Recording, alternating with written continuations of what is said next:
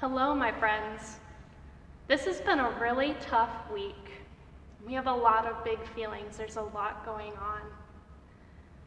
We are starting a new series at church.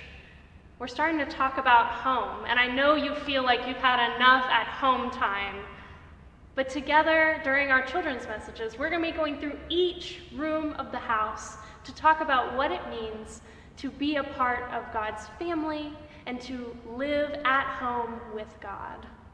Now today, we're going to talk about a very special place to me, the kitchen.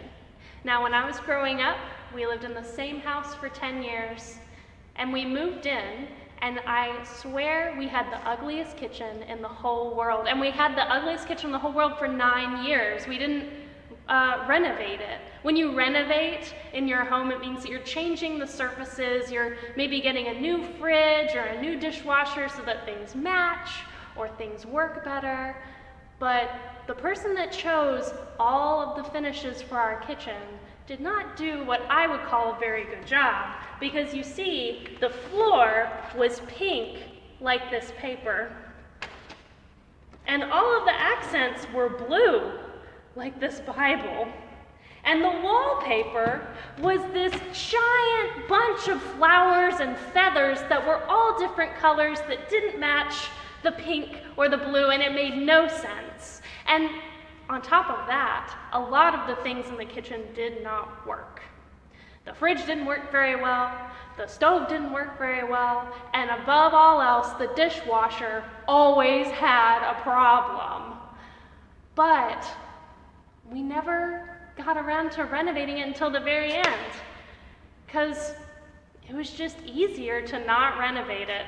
It wasn't really about the money or the time or the bad smells or any of that other stuff. It was just because it was easier. Until one day, we put all the dishes in the dishwasher, and we put the soap in the dishwasher, and my dad turned it on, and it started to make a sound. And it started to make a sound, and it started to make a sound, and then the door flew off, and the suds came out all over the floor, and my father looked at the kitchen and he said, "That's the last straw. This kitchen has got to go." And that is one of my favorite stories. But it's also to say that we've seen the door come off the dishwasher in our country this last week. And I'm so sad to talk about it because I want to love our country and I want to support our police and I want to feel like everything is fair. But the truth is that it's not. Because our neighbors with black and brown skin are treated differently than white people. And Jesus did not create any person to be abused.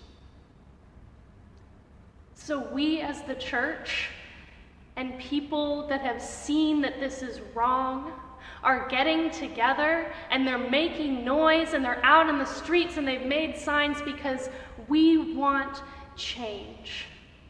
We want fairness.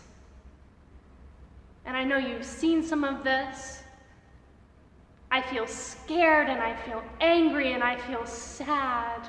And you may be feeling some of these things too. But here's what we know. People are coming together because they see what everything should be like. They see the kitchen and the ways that it can be better. And you are safe. You are loved. And even if things in the world seem chaotic, God is with us.